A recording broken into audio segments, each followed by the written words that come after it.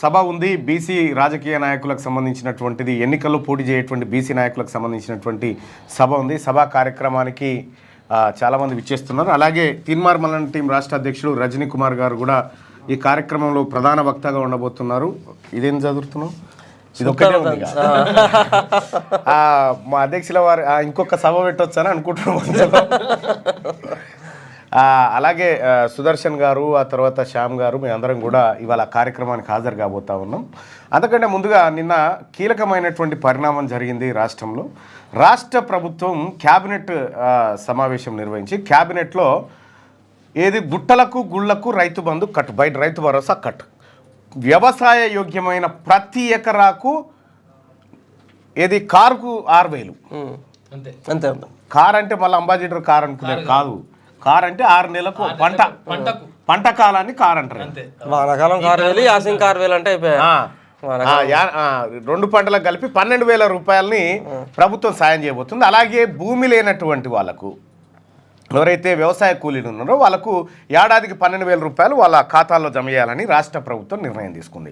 గతంలో ఇది ఎట్లుందంటే కేసీఆర్ గారు ముఖ్యమంత్రిగా ఉన్నటువంటి 10 సంవత్సరాల కాలంలో, అంటే ఆయన రైతు బంధు తర్వాత స్టార్ట్ చేసిండు, 10 సంవత్సరాలు కాదు 6 సంవత్సరాలు, 5-6 సంవత్సరాలు. అంటే ప్రతి ఎకరాకు ఫస్ట్ 4,000 రూపాయలు ఇచ్చేది, తర్వాత 5,000 రూపాయలు ఇచ్చింది. అయితే ఏడాదికి 10,000 రూపాయలు రైతు బంధు రూపంలో వాళ్ళు వేసేది. ఇప్పుడు తెలంగాణ ప్రభుత్వం కాంగ్రెస్ పార్టీ అధికారంలోకి వచ్చిన తర్వాత మేనిఫెస్టోలో 12,000 రూపాయలు ఇస్తామనేది మేనిఫెస్టోలో పెట్టడం జరిగింది. 15 అన్నారు మేనిఫెస్టోలో. సో కాంగ్రెస్ పార్టీ 6 గ్యారంటీల మేనిఫెస్టోలో ఎకరాకు 15,000 రూపాయలు, 7,500 రూపాయలు ప్రతి సీజన్కు. సో ప్రతి సీజన్కి 7,500 అంటే 2 సీజన్లలో కలిపి ఎకరాకు 15,000 చొప్పున రైతు భరోసా ఇస్తామని ప్రకటించారు. కానీ ఇప్పుడు ఉన్నటువంటి సిచ్యువేషన్లో, ప్రస్తుతం ఉన్నటువంటి ఆర్థిక పరిస్థితులను దృష్టిలో పెట్టుకొని దాన్ని 5,000కు 1,000 రూపాయలు పెంచుతూ 6,000గా చేసిర్రు. సో భవిష్యత్తులో గవర్నమెంట్ దిగిపోయే నాటికి, ఒకవేళ ఎన్నికలు వచ్చే నాటికి ఉంటే అది 15,000 చేయడానికి అవకాశం ఉన్నది. రైట్. మొత్తానికి రైతు భరోసాని ఇందిరా ఆత్మీయ రైతు భరోసా కోసం కాదు పెట్టింది, 12,000 రూపాయలు, 12,000 రూపాయలు రైతు కూలీలకు ఇచ్చేది ఆత్మీయ భరోసా. ఇందిరమ్మ ఆత్మీయ భరోసా, ఇందిరమ్మ ఆత్మీయ భరోసా కార్యక్రమం పథకాన్ని ప్రారంభించారు. అలాగే ఇటు 12,000 రూపాయలు ప్రతి ఎకరాకు ఏడాదికి ఇవ్వడానికి నిర్ణయం చేశారు. సో ఈ రకంగా రాష్ట్ర ప్రభుత్వం గతంలో ఇచ్చిన దానికంటే 1,000 అదనంగా కల్పిస్తూ ఉంది. అయితే మనం సరిగ్గా ఎన్నికల ప్రచారం 2023 డిసెంబర్లో ఎన్నికలు జరిగినటువంటి సందర్భంలో ఒక ప్రచారం జరిగింది. ఏది, కేసీఆర్ గారు వెళ్ళిపోతే రైతు భరోసా, రైతు బంధు పైసలు రావు, వడ్లు కొనరు, బోనస్ ఇయ్యరు, పెన్షన్ లాగిపోతాయి, జీతాలు రావనేటువంటి ఒక మాట పదే పదే బీఆర్ఎస్ పార్టీ నాయకులు చెప్తూ వచ్చారు. కానీ ఏం జరిగింది, ఇవాళ ఏడాదిలోనే రైతు భరోసా డబ్బులు మళ్ళా వ్యవసాయ కూలీలు, గతంలో కేసీఆర్ గారు వ్యవసాయ కూలీలు పట్టదారి ఎవడు ఉంటే వానికి ఇస్తామా అని కరాఖండిగా అసెంబ్లీలో చెప్పిండు. కానీ ఇవాళ వ్యవసాయం పైన ఆధారపడి బతుకుతున్న కుటుంబాలకు కూడా ఏడాదికి 12,000 రూపాయలు వాళ్ళ అకౌంట్లో జమ చేయబోతా ఉంది. అలాగే రైతు భరోసా 12,000. ఇవిగాక వడ్లకు, సన్న వడ్లు పండించినటువంటి వాళ్లకు ఏది భరోసా, ఏది ఒక బస్తాకి 500 రూపాయల బోనస్. ఒక బస్తా కాదు సార్, క్వింటాలకు, అదే ఒక క్వింటాకి 500 రూపాయల బోనసు, రుణమాఫీ. ఇది రైతులకు కాంగ్రెస్ పార్టీ ప్రభుత్వం చేసినటువంటి కార్యక్రమం. ఇక రెండోది చూసుకోవాలా, ఇప్పుడు మా అధ్యక్షుల వారు ఇప్పుడు ఒప్పుకోడు ఇవన్నీ మాట్లాడుతుంటే, ఎందుకంటే నువ్వు కాంగ్రెస్ పార్టీ నాయకుని కాబట్టి నువ్వు ఇవన్నీ చెప్తా ఉంటావని చెప్తాడు. కానీ చెప్పుకోవాలి, ఇటువంటి వాళ్ళకి చెప్పుకున్నప్పుడే మాకు మంచి జరుగుతుంది. మహిళలకు సంబంధించి ఇంట్లో ఒకప్పుడు కరెంటు బిల్లు కడదామంటే ఇంట్లో ఆయన ఉన్న 200 ఎత్తుకపోయినా 300 ఎత్తుకపోయినా పరిస్థితి ఉండే, 200 యూనిట్లు కరెంటు ఫ్రీ. అలిగి అవ్వగారింటికి పోతా అన్నా కూడా బస్సు ఫ్రీ, 500 రూపాయలకే గ్యాస్ సిలిండరు, మహిళా సంఘాలకు ఏది వడ్డీలు మాఫీ, మళ్ళా కొత్త రుణాలు ఇప్పించేటువంటి కార్యక్రమం. ఈ ఎంఎస్ఎంఈ పాలసీ ద్వారా వాళ్ళని ఆదుకోవాలనేది ఒక అంశం. ఇది మహిళలకు. ఉద్యోగస్తులకు సంబంధించినటువంటిది 1 తారీఖు నాడు టెన్షన్గా జీతాలు. ఆ తర్వాత ఏది బకాయిలు, డిఏ బకాయిలు 1-2 బకాయిలు విడుదల చేయడం. ఆ తర్వాత వాళ్ళకు ఉన్నటువంటి పెండింగ్ వ్యవహారాలు, సమస్యలు 317 జీవోను సరిదిద్దడం. ఆ తర్వాత ట్రాన్స్ఫర్సు, ప్రమోషన్లు, ఇవి ఉద్యోగస్తులకు ఇచ్చినాయి. నిరుద్యోగులకు ఇవాళ 1000 ఉద్యోగాలు భర్తీ చేసి నోటిఫికేషన్లు వేసి ఉద్యోగ నియామక పత్రాలు అందజేసింది. ఇంకేం చేయాలి చెప్పు. ఇంకా ఇంకొకటి మర్చిపోయినా, కీలకమైన ఒక 2 ఉద్యోగాలు 50,000 పైన భర్తీ అయింది. రెండోది ఏంటంటే కీలకమైనది, దరిద్రం రాష్ట్రాన్ని పట్టినటువంటి ధరణి అనేది భరోసా ఏది ధరణిని మస్త్ చేసి పరిశీలి భూమాతను తీసుకొచ్చారు భూభారతిని తీసుకొచ్చారు. సో అత్యంత కీలకమైనది. మరి సరే కాంగ్రెస్ ప్రభుత్వం ఇచ్చినటువంటి గడిచినటువంటి ఏడాది కాలంలో కీలకమైనటువంటి సంస్కరణల దిశగానే అడుగులు ఏ రంగానికి చేయలేదో చెప్పు. పారిశ్రామిక రంగం లేదు, ప్రైవేట్ రంగంలో కొత్త ఉద్యోగాల కల్పన లేదు ఈ రోజు వరకు కూడా. సో వివిధ పట్టణాలకు ఇచ్చినటువంటి హామీలు, ఇప్పుడు ఉదాహరణ వరంగల్, కరీంనగర్ లాంటి పట్టణాలకు ఇచ్చిన హామీలు ఇంకా దసరాల రూపంలో ఉన్నాయి, ఇంకా పనులు మొదలు కాలేదు. గతంలో కేసీఆర్ లాగా త్వరలో అని చెప్పము, పనే చేస్తాం, త్వరలో జరిగిపోతుంది, త్వరలో రేపే సాయంత్రం కల్లా జీవో ఇవ్వయా అని చెప్తుండే, జీవో లేకుండే మనం లేకుండే. అప్పుడేమో సప్పట్లు కొడుతుంది. ఇప్పుడేమో ఒకటొకటి పని చేసుకుంటూ వస్తే కేసీఆర్ చేసినటువంటి అప్పులకే నెలకు 6,500 కోట్ల అప్పు కట్టుకుంటూ వస్తూ ఉంటే ఇంకా మీకు కనికరం లేకపోతే ఏందన్నట్టు? అంటే ఇంకా మీరు ఇప్పుడు ఇచ్చినటువంటి హామీలలో ఇప్పుడు 6 గ్యారెంటీల అమలు ఏదైతే ఉన్నదో 6 గ్యారెంటీల అమలులో సరే ఒక 50% రీచ్ కాగలిగారు. సరే ఇంకా 50% మీరు మనం రీచ్ కావాల్సిన ఎందుకంటే ఇప్పుడు కేసీఆర్ చేసినటువంటి అప్పులకు ఇప్పుడు FIRBM పరిధిని కంప్లీట్ చేసి కార్పొరేషన్ల ద్వారా తీసుకునే పరిస్థితి ఉండే. ఇవాళ కొద్దిగా వీటన్నిటిని క్లియర్ చేసుకుంటూ వస్తూ ఇవాళ FRBMలో 30,000 కోట్ల రూపాయలు తీసుకునేటువంటి వెసులుబాటు రాష్ట్ర ప్రభుత్వానికి కలిగింది. అంటే కొంత తీర్చుకుంటూ రావడం ద్వారా ఆర్థిక వనరులు పెరుగుతాయి, అలాగే రాష్ట్రంలో ఆదాయం కూడా పెరిగినటువంటి పరిస్థితుల్లో వాటన్నిటిని కూడా ఫుల్ఫిల్ చేస్తాం చేయనని చెప్తలేం కదా. ఇప్పుడు రైతులకు మనం రైతు భరోసా ప్రకటించినాం. ఇప్పటి వరకు కౌలు రైతుల సంగతి ఏందని మనం చెప్పలేకపోయినాం. మేనిఫెస్టోలో కౌలు రైతులకి అసలు రైతులకి అని చెప్పినాం ఉదాహరణకు, అది చేయలేకపోయారు. తర్వాత 2 లక్షల రుణమాఫీ విషయంలో కూడా నీకు పూర్తిగా సరే 70 to 75% రీచ్ అయ్యింది. రుణమాఫీ విషయంలో ఇంకా మనకు 100% గ్రౌండ్ రీచ్ కాలేదు. సరే ఉచిత విద్యుత్ అనేది వాళ్ళు కంటిన్యూ ఇచ్చినటువంటి ఇప్పుడు నిన్న మొన్న మీరు చూసిర్రు బ్యాంకర్లే పాస్బుక్లు పెట్టుకోకుండా ఎలాంటి పెట్టుకోకుండా 13,000 కోట్ల రూపాయలు బ్యాంకర్లు గోల్మాల్ చేసి. మీకు ఇప్పుడు కూడా చెప్తున్నాను నేను, అది రాసిన వార్తగా వార్త తప్పు. అది ఇప్పుడు చెప్తున్నాను నేను. అంటే సరే వాళ్ళు ప్రతిపక్షాల వాళ్ళు ఇచ్చిర్రా అయ్యలేదా, ఎంక్వైరీ జరుగుతుంది, ఏం జరుగుతుంది అన్నది. 13,000 కోట్ల రూపాయలు బ్యాంకర్లు అందులో గోల్మాల్ చేసిన అనేది పూరా శుద్ధ అబద్ధం. ఎందుకు చెప్తున్నా ఈ మాట నేనంటే, సరే ఈ రాష్ట్ర ప్రభుత్వం చేసినటువంటి రుణమాఫీ లెక్క ఎంత? ఫస్ట్ ఎన్ని వేల కోట్లు చేసిన రుణమాఫీ? 20,000 కోట్లు చేసినాం. 20,000 కోట్ల రుణమాఫీలో నీకు 13,000 కోట్ల రూపాయలు ఫేక్ అని చెప్తున్నాం కదా మనం. ఇప్పుడు వార్త యొక్క సారాంశం, గతంలో నీకు 2009లో కాంగ్రెస్ గవర్నమెంట్ చేసినటువంటి రుణమాఫీ, 2014లో టీఆర్ఎస్ చేసిన రుణమాఫీ, 2023 ఎన్నికల టైంలో కేసీఆర్ చేసిన రుణమాఫీ, 8,000 ఎకరాలు, తర్వాత ఇప్పుడు ఉన్నటువంటి 8,000 ఎకరాలు 13,000 కోట్లు అనేది. సో అప్పట్లో మనకు ఎట్లుండే క్రాప్ రైతులకు సంబంధించిన క్రాప్లోను ఒక ఎకరాకు 20,000 25,000 ఇస్తుండే, 20,000కి మించి ఇవ్వకపోతుండే. అది ఇప్పుడు 1,00,000కి పెరిగింది ఒక ఎకరాకు. ఇది క్రాప్ లోన్ ఇచ్చేటువంటి సిచ్యువేషన్. సో 13,000 కోట్ల రూపాయలు బ్యాంకర్లు ఫ్రేక్ చేసినది అబద్ధం అనేది ఎందుకు చెప్తున్నాం అంటే, కేసీఆర్ లాస్ట్ టైం గవర్నమెంట్లో రైతులకు రుణాలు ఇచ్చేటప్పుడు చాలా క్లారిటీగా ఏం చెప్పారంటే 1B తీసుకుని మీరు లోన్ ఇవ్వండి. సో బ్యాంకులకు సంబంధించిన రైతులకు సంబంధించిన పాస్బుక్లు బ్యాంకర్ల దగ్గర పెట్టుకోవాల్సిన అవసరం లేదు అని చాలా స్పష్టంగా చెప్పినప్పుడే 1B ద్వారానే బ్యాంకర్లు లోన్లు ఇచ్చినాయి. ఏ రైతు దగ్గర వెళ్ళి పాస్బుక్స్ పెట్టుకోలేదు. ఇప్పుడు నేను కూడా క్రాప్ లోన్ తీసుకున్నా, 2 సార్లు నాకు రుణమాఫీ జరిగింది. నా పాస్బుక్ లేదు బ్యాంక్ దగ్గర, నాదే లేదు. ఉదాహరణకు నాదంటే నా ఫ్రేక్ ఇచ్చినట్టు. ఇప్పుడు రుణమాఫీ అయిందా కాలేదా? కాలే. ఇప్పుడు నీకు కాలేదు. ఎంత ఉంది నీ అప్పు? 2,30,000. 2 లక్షల వరకు మేము రుణమాఫీ చేస్తామని చెప్పాను కదా.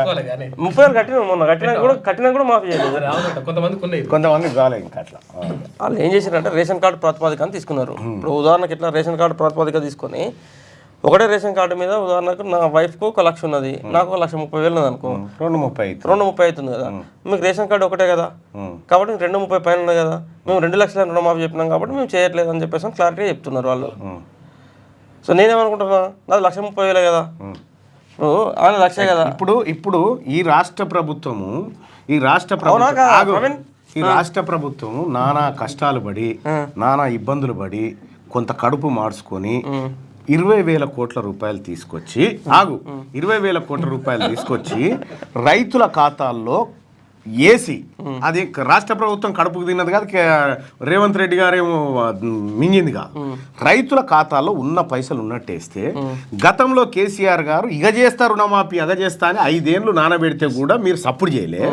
ఇప్పుడు మేము తెచ్చి టంచన్గా రైతుల ఖాతాల్లో వేస్తే ఇంకా జర్రంత వేస్తే అయిపోవు కదా అనేటువంటి ఏడానికి సిద్ధంగా ఉన్నాం. ఏ రైతును కూడా మేము బాధ పెట్టడానికి లేము. రైతుల కళ్ళల్లో ఆనందం కోసమే ఇన్ని రకాల రైతులు ఇవాళ మీరు చెప్తా ఉన్నారు. దాదాపు రైతుల దగ్గర ఒక బస్తాకు 500 రూపాయల బోనస్. బస్తా కాదు క్వింటాల్. ఒక క్వింటాకు బస్తాను క్వింటా అనుకుంటే ఒక క్వింటాకి 500 రూపాయల సన్నొడ్లకు బోనస్. ఒక ఎకరంలో దాదాపు ఒక 25 క్వింటాల్ అయితే 20 క్వింటాల్ వేసుకో 10,000 రూపాయల బోనస్. అవును. ఒక 5 ఎకరాలు ఉన్నాయి నాకు 50,000 రూపాయల బోనస్. 10 ఎకరాలు ఉన్నాయి నాకు 1,00,000 రూపాయల బోనస్ వచ్చాయి. మరి ఈ రకంగా సన్న వడ్లు అత్యధికంగా పండించినటువంటి రాష్ట్రంలో మరో రూపంలో రైతుల కాడికి డబ్బు చేరితే దాని గురించి చెప్పారు మీరు. ఇప్పుడు మీరు ఇంకో మాట కూడా అంటాం మళ్ళీ మేము తెలంగాణ రాష్ట్రంలో పండించే సన్నాల సంఖ్య ఎంత, దొడ్డు వడ్ల సంఖ్య ఎంత? సన్నాలే ఎక్కువ పండినాయి ఈసారి. అరే అట్లా కాదు లెక్క. మీరు మరీ కండ వేసుకొని మాట్లాడదు. ఇది క్యూ న్యూస్. ఇది కాంగ్రెస్ పార్టీ కార్యాలయంలో మాట్లాడితే ఎట్లా ఇది? చెప్పు సార్. ఈ రాష్ట్రంలో దొడ్డు వడ్లు సన్న వడ్లు లెక్కలు తీసినప్పుడు నీకు 50% ఆర్ 40% సన్నాలు పండుతావు. సో మిగతా దొడ్డు వడ్లు కదా. ఎన్నికల మేనిఫెస్టోలో మేము దొడ్డు వడ్లకి ఏమని చెప్పిందా కాంగ్రెస్ పార్టీ? సరే అయితే మొదటి దఫాగా సన్న వడ్లకి అన్ని వడ్లకి వేయడానికి రాష్ట్ర ప్రభుత్వం సంకల్పించింది. అయితే విషయం రైతులకు ఎందుకు చెప్తా ఉన్నాం సన్న వడ్ల విషయం ఏంటంటే రేషన్ షాపుల్లో కూడా సన్న బియ్యమే ప్రజలకు తినిపించాలనేటువంటి ఉద్దేశంతో ఈ పంటను ప్రోత్సహిస్తా ఉన్నది రాష్ట్ర ప్రభుత్వము. నువ్వు కాంగ్రెస్ నాయకులు అయిపోయినావా? నువ్వు అట్లా అయిపోతావు. నువ్వు అట్లా కూర్చోరా అని కాదు. కాకపోతే రైతులకి ఏ హామీలు అయితే ఇచ్చినామో ఆ హామీలను ఫుల్ఫిల్ చేయడానికి ఒకటి వాస్తవం ఏంటంటే గడిచినటువంటి ఏడాది కాలంలో సరే అవునన్నా కాదన్నా అన్ని వ్యవస్థలలో గతంలో జరిగినటువంటి లోపాలను సరిదిద్దేటువంటి క్రమంలోనే ఈ మంత్రిమండలి కావచ్చు, సరే అసెంబ్లీలు కావచ్చు, ఈ వ్యవస్థలన్నీ కూడా గత 10 సంవత్సరాలు ఈ రాష్ట్రంలో జరిగినటువంటి గత ప్రభుత్వం చేసినటువంటి తప్పులను సరిదిద్దే కార్యక్రమంలో నిమగ్నమై ఉన్నది ఏడాది కాలం అంతా కూడా. 100%. సో అదే క్రమంలో గడిచినటువంటి ఏడాది కాలంలో కొన్ని రైతులు కావచ్చు, అదేవిధంగా మహిళలు కావచ్చు, యువతకు కావచ్చు ఇచ్చినటువంటి హామీలను అమలు చేసే దిశగా ప్రభుత్వం కొంత సక్సెస్ అయింది. మన 100% సక్సెస్ అయిందని చెప్పలేము, కానీ 65 నుంచి 70% వరకు ప్రభుత్వం తను అనుకున్న లక్ష్యాన్ని రీచ్ అయింది. అదేవిధంగా ఇంకే రాష్ట్రంలో మిగిలిపోయినటువంటి ఇప్పటిదాకా ఏడాది కాలంలో మనం ఎంతసేపు ఇప్పుడు రైతులకు ఇది చేసినాం, యువతకు ఇది చేసినాం అని సంక్షేమ కార్యక్రమాలు చెప్పదా ఉన్నాం, కానీ అభివృద్ధి కార్యక్రమాలు అనేది మొదలు కాల. ఇప్పుడు మనం ఎందుకంటే ఇప్పుడు ఉన్నటువంటి ఆర్థిక వ్యవస్థతో సంక్షేమ కార్యక్రమాలని సరి చేయడమే సరిపోతుంది. అంటే ఇప్పుడు కూడా చెప్తున్నాను నేను ఏమంటున్నా అంటే ఇది సరే గ్రామీణ ప్రాంతంలో ఉన్నటువంటి గ్రామీణ ప్రాంత ప్రజలకు ప్రభుత్వం చేపట్టినటువంటి కార్యక్రమాలు కొంత గ్రౌండ్కి రీచ్ అయినాయి. సో పట్టణ ప్రాంత ప్రజల విషయం ఆలోచించను రాష్ట్రంలో. సో పట్టణ ప్రాంత ప్రజలకు ఏం చేసింది తెలంగాణ గవర్నమెంట్ అని ఆలోచించినప్పుడు ఇప్పుడు మనం అనుకున్నటువంటి స్కీమ్స్ ఏవైతున్నాయో ఇప్పుడు ఉద్యోగాలు నీకు 90% గ్రామీణ ప్రాంతం నుంచి వస్తారు ప్రభుత్వ ఉద్యోగాలలోకి. ఇప్పుడు రైతులకు సంబంధించింది గ్రామీణ ప్రాంతమే పూర్తిగా. తర్వాత అదేవిధంగా మహిళలు అంటే ఎక్కువ ఈ గ్రూపులు వెల్ఫేర్స్ అంతా కూడా గ్రామీణ ప్రాంతాలకు సంబంధించి ఉంటుంది. సో మనం చేసినటువంటి 200 యూనిట్లకు సంబంధించి కూడా ఆల్మోస్ట్ ఆల్ ఎక్కువగా వాళ్ళే వాడుతూ ఉంటారు. ఎందుకంటే పట్టణ ప్రాంతాల్లో 200 పైన యూనిట్సే ఉంటాయి. ఎందుకంటే పట్టణ ప్రాంతాలకు రాగానే విద్యుత్ అనేది కంప్లీట్గా కూడా 1 month యూనిట్ ఉంటుంది, గ్రామీణ ప్రాంతాల్లో 2 months యూనిట్ ఉంటుంది. స్లాబ్స్ కూడా రేట్స్ కూడా. సో ఇచ్చినటువంటి సంక్షేమ పథకాలు ఆల్మోస్ట్ ఆల్ ఒక గ్యాస్ సిలిండర్ మినహాయిస్తే గ్యాస్ అనేది పట్టణంలో వచ్చింది, పల్లెలో వచ్చింది. నీకు 90% నీకు గ్రామీణ తెలంగాణ వైపుగానే వెళ్ళిపోయినాయి ప్రభుత్వ స్కీమ్స్ అని కూడా. సో పట్టణ ప్రజలు ఎప్పుడు కూడా ఆలోచన ఎట్లా ఉంటుంది అంటే వాళ్ళు డెవలప్మెంట్ని కాంక్షిస్తూ ఉంటారు అన్నట్టు. పట్టణ ప్రాంతాల్లో డెవలప్మెంట్ అనేది జరగాల్సిన అవసరం ఉన్నది. సో ఇప్పటిదాకా మనకు గ్రేటర్ హైదరాబాద్ కానీ, వరంగల్ కానీ, కరీంనగర్ కానీ, నిజామాబాద్ కార్పొరేషన్ మీరు చెప్పేది కరెక్టే. ఇప్పుడు అభివృద్ధి కోసం సంక్షేమం అంటలేను, అభివృద్ధి కార్యక్రమాల కోసం వేల కోట్ల రూపాయలు ఇప్పటికీ రాష్ట్ర ప్రభుత్వం ఓకే చేసింది.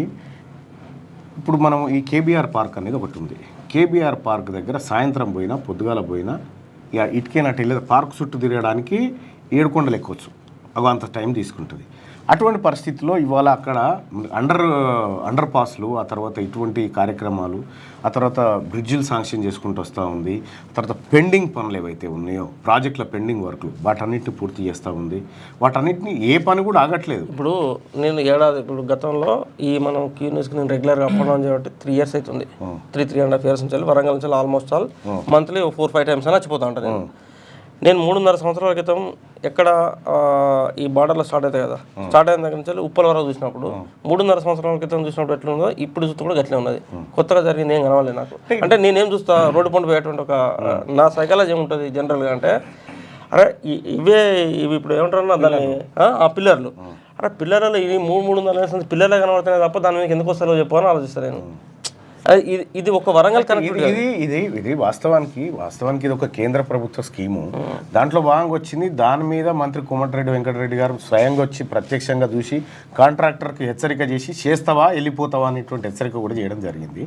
కాంట్రాక్టర్ల నిర్లక్ష్యమే తప్ప ఇది ప్రభుత్వ నిర్లక్ష్యం కాదు. గతంలో ఉన్నటువంటి ప్రభుత్వాలు కొంత నిర్లక్ష్యం చేయొచ్చు, ఆ నిర్లక్ష్యాన్ని కాంగ్రెస్ పార్టీ కొనసాగించదు. రెండోది ఏంటంటే కీలకమైనటువంటి అంశం ఏంటంటే తెలంగాణలో కాంగ్రెస్ ప్రభుత్వం ఏర్పడిన తర్వాత రియల్ ఎస్టేట్ పూర్తిగా పడిపోయింది అనేది ఒక లెక్క ఉన్నది. అవాస్తవం, పడిపోయింది, అది అవాస్తవం. సో రియల్ ఎస్టేట్ మీద ఆధారపడినటువంటి నిరుద్యోగ యువత ఏదైతే ఉన్నదో అడుగు సో పూర్తిగా పడిపోయింది అనేటువంటి లెక్క ఉన్నది, స్తబ్దుగా ఉన్నది.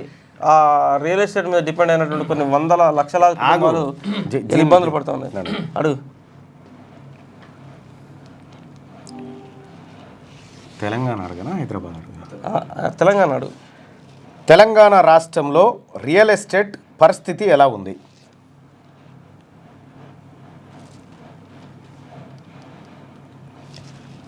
తెలంగాణ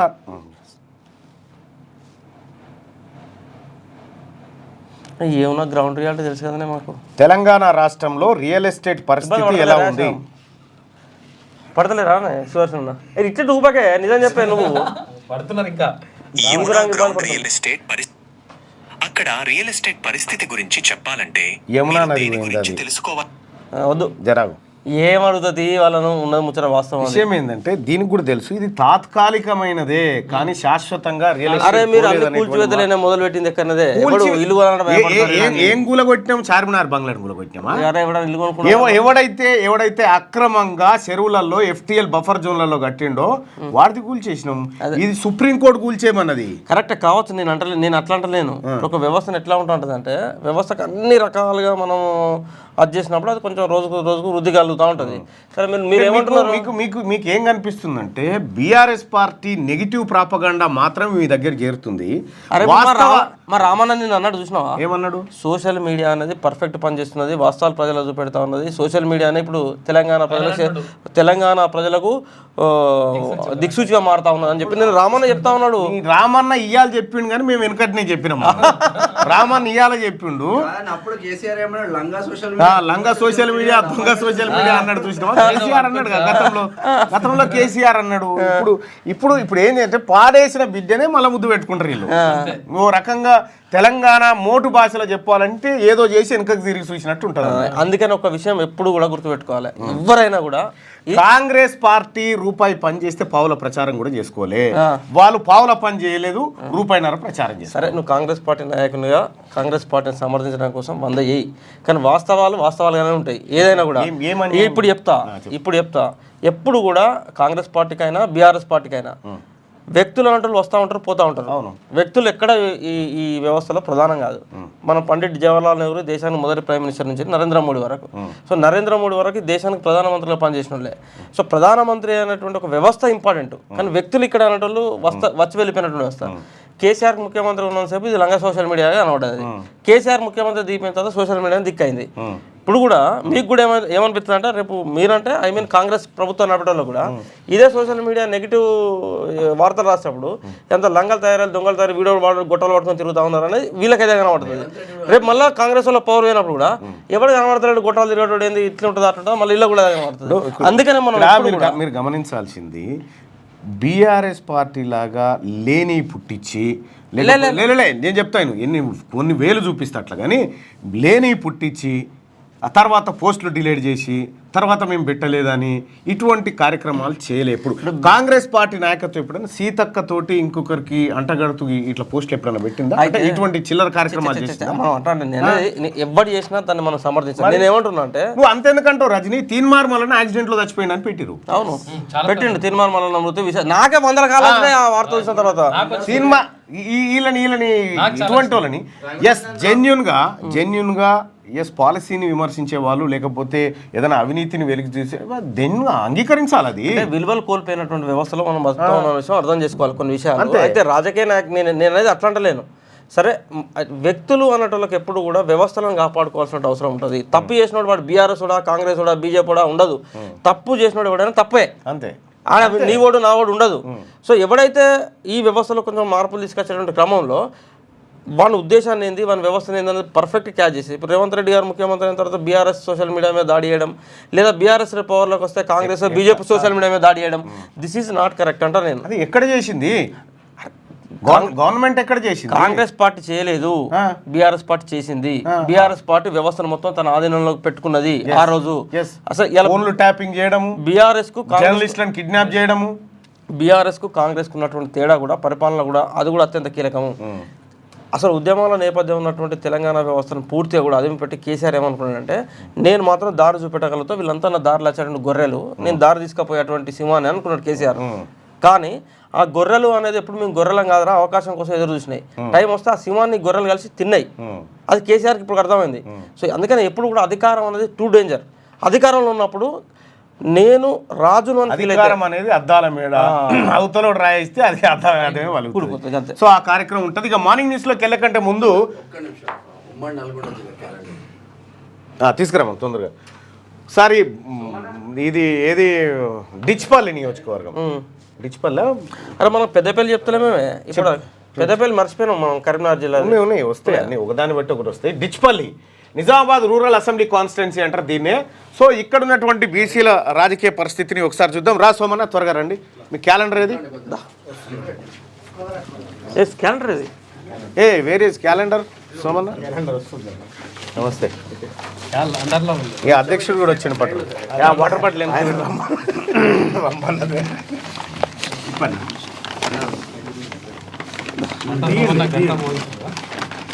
కొంచెం కోసుకుంటే అటు తల ఒకటి పట్టుకుంటారు. ముట్టుకుంటే కోసుకునేటట్టు చేసిరా? ముట్టుకుంటే కోసుకుంటే అడుకొని కొద్దిగా అటు అటు బండి, అటు బండి, ఒకరిద్దరు అటు బండి. వెడల్ వెనక్కి జరగండి, వెనక్కి జరగండి, వెనక్కి జరగండి. రైట్. శనార్థి తెలంగాణ నల్గొండ ఎడిషన్ క్యాలెండర్ ఆవిష్కరణ, నూతన సంవత్సర క్యాలెండర్ ఆవిష్కరణ.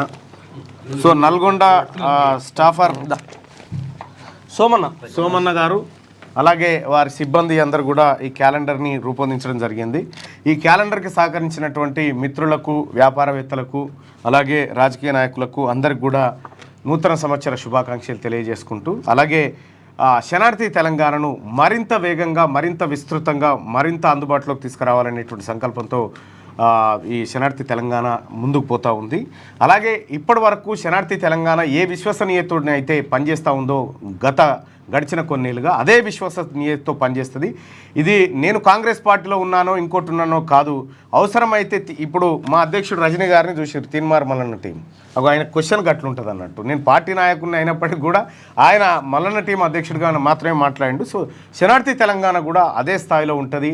శనార్థి తెలంగాణ మరింత విస్తృతంగా మీకు అందుబాటులోకి రావడం కోసం మా సిబ్బంది అందరూ, నల్గొండ టీం కూడా మీకు ఎప్పటికీ అందుబాటులో ఉంటుందని తెలియజేస్తూ, సోమన్న ఏమన్నా మాట్లాడుతూ. ముఖ్యంగా ఉమ్మడి నల్గొండ జిల్లాకు సంబంధించినటువంటి అన్ని వర్గాల ప్రజలందరికీ నూతన సంవత్సర మరియు అడ్వాన్స్గా సంక్రాంతి శుభాకాంక్షలు. ఉమ్మడి నల్గొండ జిల్లాలో క్యూ న్యూస్, అదేవిధంగా శనార్థి తెలంగాణ పత్రికను చాలా మంచి హృదయంతో ఆదరిస్తున్నటువంటి సమస్త ఉమ్మడి నల్గొండ జిల్లా ప్రజలందరికీ కూడా మనస్ఫూర్తిగా కృతజ్ఞతలు తెలియజేస్తూ ఉన్నాం. ఈ క్యాలెండర్ కోసం మాకు ఉమ్మడి నల్గొండ జిల్లాలో సహకరించినటువంటి ప్రతి మనిషికి పేరు పేరున మా తరపున ధన్యవాదాలు తెలియజేస్తూ ఉన్నాం. మరింత ముందుకు వెళ్తూ మీరు ఇచ్చినటువంటి ప్రోత్సాహంతో మల్లన్న గారి యొక్క అడుగుజాడల్లో ఉమ్మడి నల్గొండ జిల్లాలో ప్రజా సమస్యలే ప్రధాన ఎజెండాగా పనిచేస్తూ క్యూ న్యూస్ని, శనార్థి తెలంగాణను మరింత ప్రజలకు చేరువ చేసేందుకు శక్తివంచన లేకుండా కృషి చేస్తామని తెలియజేస్తా ఉన్నాం. థ్యాంక్ యూ అన్న. Thank you all. మీ అందరికీ నల్గొండ టీంకు హృదయపూర్వక ధన్యవాదాలు, అభినందనలు తెలియజేస్తా ఉన్నాం. సో ఇది ఇవాళ నల్గొండ ఎడిషన్ శనార్థి తెలంగాణ క్యాలెండర్ ఆవిష్కరణ కార్యక్రమం. థ్యాంక్ యూ అన్న. రైట్ అన్న. గట్టిగా Dichpally Nizamabad rural assembly constituency history and detailed analysis ఉండు రైట్గా. టోటల్ నెంబర్ ఆఫ్ ఓటర్స్ డిచ్పల్లిలో ఎంతమంది ఉన్నారంటే 2,38,896 మంది ఓటర్లు ఉన్నారు. అక్కడ బీసీలు ఎంతమంది అంటే 65.87% ఉన్నారు. అంటే 2,38,896లో 1,57,365 61 మంది ఓన్లీ బీసీ ఓటర్లు. Number of OC Reddy voters are approximately 4.57 which will be around 10,918 voters. అంటే 2,38,896 ఓట్లలో 10,918 ఓట్లు మాత్రమే రెడ్డిల ఓట్లు. మిగతా ఓట్లు అన్ని ఎస్సీ ఎస్టీ బీసీ అప్పర్ క్యాస్ట్లో ఉన్నటువంటి మిగతా వాళ్ళవి. ఇక అసెంబ్లీ ఎలక్షన్స్ ఇప్పటి వరకు 13 సార్లు జరిగినాయి డిచ్పల్లి కాన్స్టిట్యున్సీకి సంబంధించి. బీసీసు అందులో 3 సార్లు మాత్రమే ఎన్నిక కాగలిగారు. 13 సార్లు ఎన్నికలైతే అందులో మొదట ఆకుల లలిత 2008 ఒకసారి గెలవడం జరిగింది బై ఎలక్షన్లో. అలాగే బాజిరెడ్డి గోవర్ధన్ 2014, 2018 2 సార్లు ఈ డిచ్పల్లి నుంచి గెలవడం జరిగింది. సో 1952లో డి శ్రీనివాసరావు 1978లో ఈ గ్యాప్ ఎందుకు వచ్చింది మళ్ళీ? అంటే మనకు డాటా కరెక్ట్ రాలేదు. డాటా ఇక బాలరెడ్డి అంతారెడ్డి ఆయన ఇండియన్ నేషనల్ కాంగ్రెస్ పార్టీ నుంచి ఉంటే 83లో మండవా ఎంజే థామస్ చౌదరి, ఆ తర్వాత 1985 to 1999 వరకు మండవ వెంకటేశ్వరరావు అక్కడ తెలుగుదేశం పార్టీ విజయం సాధించింది. ఇక 2004లో గడ్డం గంగారెడ్డి తెలంగాణ రాష్ట్ర సమితి నుంచి గెలిస్తే 2008 బై ఎలక్షన్లో ఆకుల లలిత గారు అక్కడ విజయం సాధించడం జరిగింది. ఇక 2009లో మండవ వెంకటేశ్వరరావు గారు తెలుగుదేశం పార్టీ నుంచి గెలిస్తే 2014-18లో బాజిరెడ్డి గోవర్ధన్ తెలంగాణ రాష్ట్ర సమితి నుంచి గెలవడం జరిగింది. ఇక రేకులపల్లి భూపత్ రెడ్డి ప్రస్తుతం కాంగ్రెస్ పార్టీ ఎమ్మెల్యేగా అక్కడ విజయం సాధించడం జరిగింది. అంటే 13 సార్లు ఎన్నికలు జరిగితే 2 సార్లు మాత్రమే బీసీలు ఇద్దరు మాత్రమే బీసీలు గెలిచారు. అందులో మళ్ళీ బీసీ ఓట్లు దాదాపు 157,361 ఓట్లు బీసీలే. ఇక్కడ 2003 ఎలక్షన్ రిజల్ట్స్ను ఒకసారి చూస్తే సో కాంగ్రెస్ పార్టీ నుంచి రేకులపల్లి భూపత్ రెడ్డి 78,378 ఓట్లు అక్కడ సంపాదించాడు. బీఆర్ఎస్ పార్టీ నుంచి బాజిరెడ్డి గోవర్ధన్ 56,415 ఓట్లు. ఇక బీజేపీ నుంచి దినేష్ కుమార్ కులచారి అని చెప్పి 49,723 ఓట్లు సంపాదించాడు. ఇక బీఎస్పీ నుంచి మట్టంల శేఖర్ 2,293 ఓట్లు సంపాదించాడు. ఇక నోటా 2,268 ఓట్లు సంపాదించింది. 1.16% నోటా. ఇవి రెండింటికి దగ్గర ఉంటుంది, ఇవి రెండింటికి దగ్గర ఉంటుంది. మళ్ళీ చూడు బీఆర్ఎస్ బీజేపీ తర్వాత నోటా అండ్ బీఎస్పీకి దగ్గర ఉంటుంది. మళ్ళీ రైట్గా మెజారిటీ వచ్చేసి 21,963 ఓట్ల మెజారిటీతో కాంగ్రెస్ పార్టీ ఇక్కడ విజయం సాధించడం జరిగింది మొన్నట. ఇక జెడ్పీటీసీ రిప్రజెంటేషన్ చూద్దాం. నిజామాబాద్ రూరల్ కాన్స్టిట్యున్సీకి సంబంధించి జక్రాన్పల్లి అన్రిజర్వ్డ్ అయితే ఓసీ గురాడి కాపుకి ఇచ్చారు. అక్కడ ఇందల్వాయి అన్రిజర్వ్డ్ అయితే ఓసీ రెడ్డికి ఇచ్చారు. సిరికొండ ఎస్టీ అయితే ఎస్టీకి ఇచ్చారు. డిచ్పల్లి అన్రిజర్వ్డ్ అయితే బీసీ మున్నూరు కాపుకి ఇచ్చారు. 65.87% బీసీలు ఉన్నటువంటి దాంట్లో ఒక్కరు బీసీలు ఎలక్ట్ అయితే 4.57% ఉన్నటువంటి వాళ్ళు ఓసీలు ఇద్దరు ఎలక్ట్ కావడం జరిగింది. ఇది బీసీల రాజకీయ పరిస్థితి డిచ్పల్లి నియోజకవర్గంలో. ఇక ప్రస్తుతం వెలుగు దినపత్రిక దగ్గర నుంచి ప్రారంభిస్తే ఏమేం ప్రధాన వార్తలు ఉన్నాయో ఒకసారి చూద్దాం. సో దానికి కూడా ఒక మాట చెప్పాలి. మనం ఎందుకు ఈ విషయాన్ని ప్రతి రోజు ఒక్కొక్క కాన్స్టిట్యూన్సీ సంబంధించి చెప్తా ఉన్నాం అనే విషయాన్ని కూడా ప్రజలకు అర్థం కావాల్సిన అవసరం ఉన్నది. సో బీసీలకు రాజ్యాధికారం అన్నటువంటి అంశాన్ని మళ్ళీ చెప్తా ఉన్నాడు. మిగతా సంగతి ఏంది, అన్ని పార్టీలు ఇచ్చినాయి, గోర్లకు గోర్లు ఇచ్చినాయి, గౌడ్స్కు మోగమొత్తం ఇంట్రాక్షన్. 10 గంటలకే ఇవాళ సభ ప్రారంభం కాబోతా ఉంది. దాదాపు అందరూ బయలుదేరాల్సిందిగా అందరిని కూడా రిక్వెస్ట్ చేస్తా ఉన్నాము. సో కొర్రెంల జేకే కన్వెన్షన్. సో రాజ్యాధికారం అనే మాటనే మనం పదే ప్రతి కాన్స్టిట్యూన్సీ గురించి ఎందుకు చెప్తా ఉన్నాం అంటే అధికారం వస్తే బీసీలకు మిగతా అన్నీ కూడా ఇప్పుడు వచ్చిన దానికంటే 2, 3, 4 ఇంతలు వస్తాయి. ఎందుకంటే వడ్డించేటోడు మనోడు ఉండాలని మనం కోరుకుంటాం ఎంతసేపు కూడా. ఇప్పుడు ఇస్తారాకులో పెట్టేటోడు ఎంతసేపు కూడా ఏమనుకుంటారంటే మీరు ఇస్తారాకులో పెట్టేటోడు వాడు ఉంటుంది వీడు ఉంటుంది ఇస్తారాకులో తినేదానికి దగ్గరనే ఆలోచించకండి. వడ్డించేవాడు మనోడు ఉండాలంటే అధికారం మనోడి చేతులు ఉండాలనేది కాన్సెప్ట్, బీసీల చేతులు ఉండాలనేది. అంతకు మించి ఇంకా అదర్వైజ్ ఏదో మనకేదో ప్రతి కాన్స్టిట్యూన్సీలో రాజ్యాధికారం అనేది కాదు, వడ్డించే చోట మనం ఉండాలి, గుర్తుపెట్టుకోరి అంతే.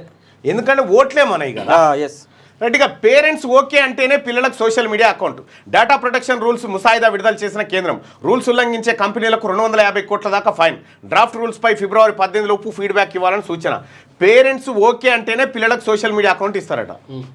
మంచిదే ఇది మంచిదే. ఎందుకంటే పిల్లలు వాడు తిండి బుక్క పెట్టుకోవాలంటే కూడా ఫోన్ చేతికి లేకపోతే ఆ పరిస్థితికి వచ్చేసింది.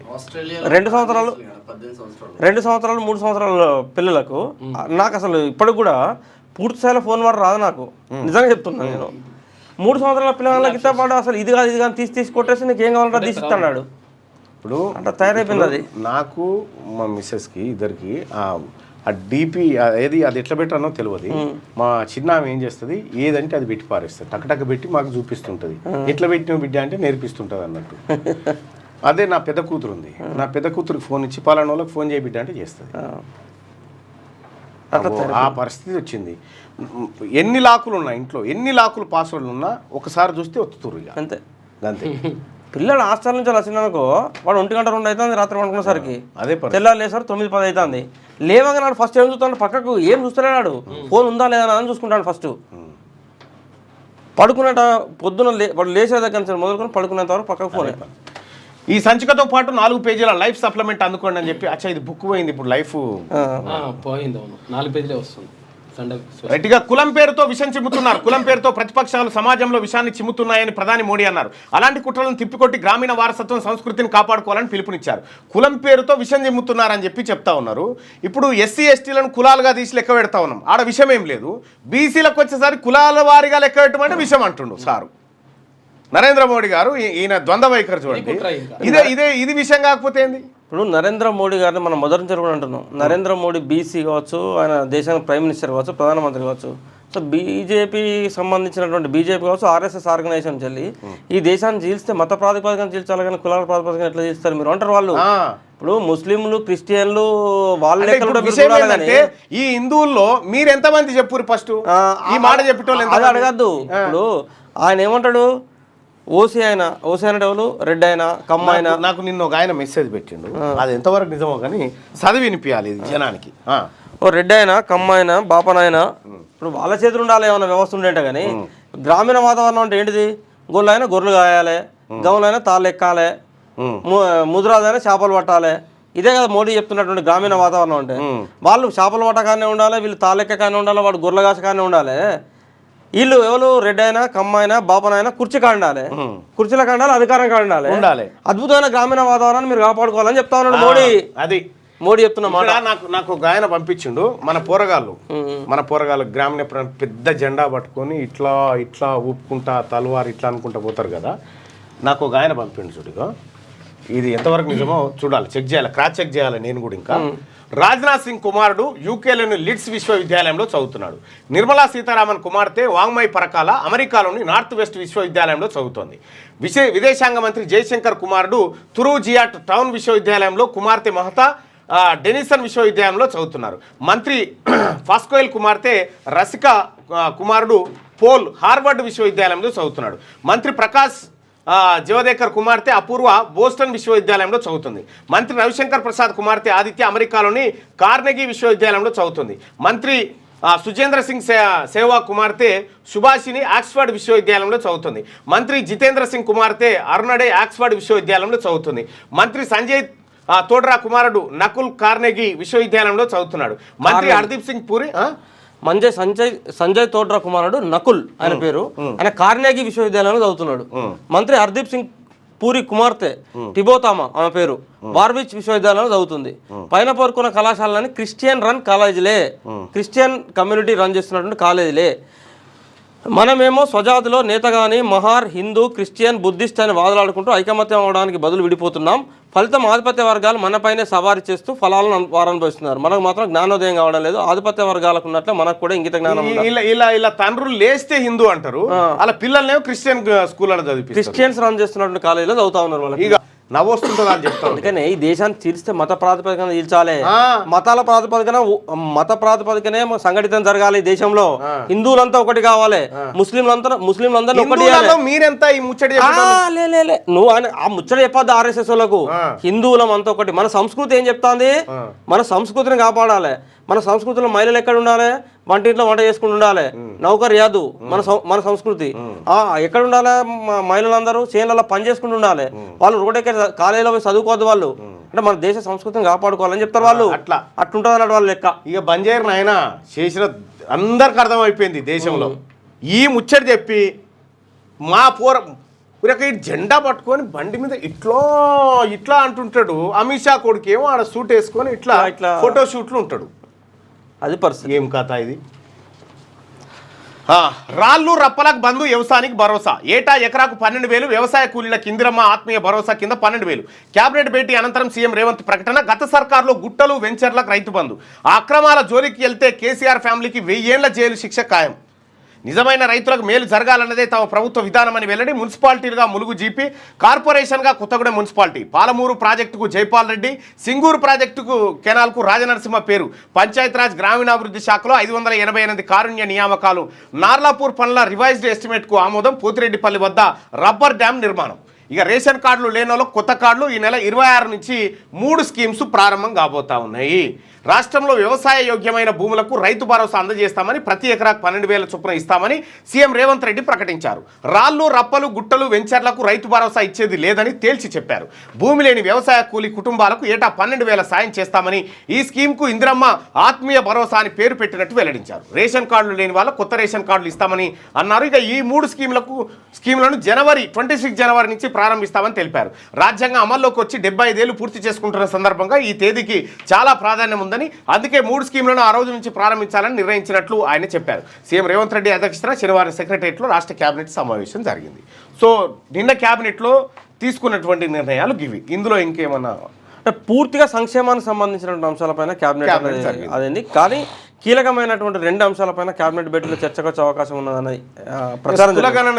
ఒకటి బీసీ డెడికేట్ కమిషన్ ఇచ్చినటువంటి కులగన్న రిపోర్ట్ పైన కేబినెట్ భేటీలో చర్చ జరుగుతాను అనుకున్నాం. ఒకటి ముఖ్యమంత్రి గారు నా ఒక సజెషన్, భారత రాజ్యాంగం అమల్లోకి వచ్చినటువంటి 26 జనవరిని గణతంత్రం అంటాం సార్. గణం అంటే గణించడం, లెక్క పెట్టడం. ఆ రోజు కనుక మీరు లెక్కలు ఇస్తే సరైన రోజు సరైన లెక్కలు వచ్చినట్టు ఉంటుంది. ఎగ్జాక్ట్లీ. గణతంత్రం అంటే ఈ దేశంలో ఉన్నటువంటి ప్రతి తలకాయను లెక్కబెట్టి సమాన అవకాశాలు కల్పించేటువంటి భారత రాజ్యాంగం అమల్లోకి వచ్చినటువంటి రోజు. అందుకనే ఒక పిల్లగాడు పుట్టంగానే, కొత్తగా ఒక పిల్లగాడు డెలివరీ కాగానే పిల్లగాని ఏలు ముద్రలు వేసుకొని పోయి రాసుకొని పోయి ఇన్ని మన జనాభాలలో గుంజుకుంటారు. అట్లే చచ్చిపోయినాను కూడా డెత్ సర్టిఫికేట్ ఇచ్చి ఇళ్ళకేం తీసేస్తాం. అంటే వచ్చిన మనిషిని చేర్చుకోవడం, పోయేటోని తీసివేయడం, వచ్చినోనికి పుట్టంగానే వానికి హక్కులు ప్రసాదించబడతాయి.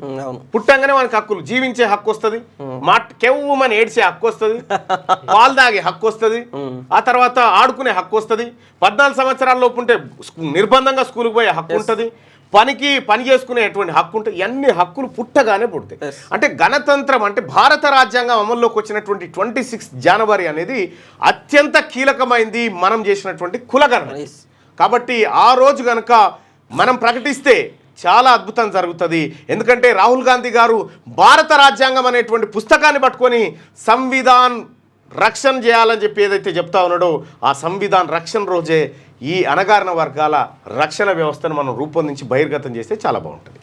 సో అదేవిధంగా ఎస్సీ వర్గీకరణకు సంబంధించి కూడా చర్చ జరుగుతాయేమని అనుకున్నారు. ఎస్సీ వర్గీకరణ బిల్లు పైన కూడా కేబినెట్లో ఏకసభ్య కమిషన్ రిపోర్ట్ మీద చర్చ జరుగుతుంది అనుకున్నారు. ఈ 2 కూడా వివాదం అనుకున్నారా, మరి లేకపోతే వివాదం ఏముంది, కుల్లనే కదా. అరే కుల్లానే కరెక్టే, కానీ ఇప్పుడు ఎట్లుంటుందంటే ప్రభుత్వ నిర్ణయాలు అనేది అంత ఈజీగా మనం మాట్లాడుకున్నంత ఈజీగా ప్రభుత్వాన్ని ఏదైనా ప్రభావితం చేసే శక్తులు తెర వెనుకుండేటి, తెర ముందుండేటి రకరకాలు ఉంటాయి కదా.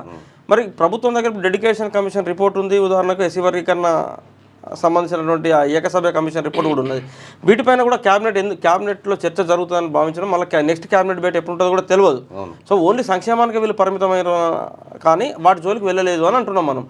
అంటే ఇప్పుడు క్యాబినెట్లో తీసుకున్న ప్రతి డిసిషన్ను మీడియా అవసరమైన మేరకు మాత్రమే వెల్లడిస్తానని ప్రమాణ స్వీకారంలో ఉంటుంది. అవసరమైన మేరకు మాత్రమే వెల్లడిస్తానని అనేటువంటి మాట ఎందుకు చెప్తారు ప్రమాణ స్వీకారం అంటే? ఇందులో జరిగిన ప్రతి విషయాన్ని చెప్పరు. అంటే అట్లా ఏమైనా నిర్ణయం తీసుకొని ఉండొచ్చేమో. అంటే నీకు ఎజెండాలో పెట్టుకోవాల్సిన క్యాబినెట్ భేటీకి సంబంధించిన బిఫోర్ ఎజెండా ఉంటుంది ఖచ్చితంగా.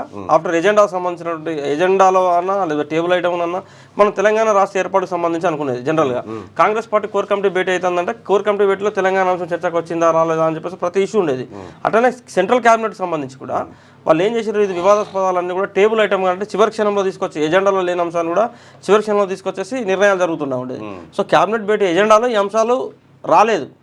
మనకు అఫిషియల్గా ఏంటంటే ఎజెండా ప్రాతిపదికన అయితే చర్చ జరగాల్సిందే కదా. ఇప్పుడు క్యాబినెట్ భేటీలో భట్టి గారు అధ్యక్షత. ఒక విషయం ఏంటంటే మనం గమనించాల్సింది, మనం లోకల్ బాడీ ఎలక్షన్స్కి పోదాం అనుకుంటాం ఫిబ్రవరిలో.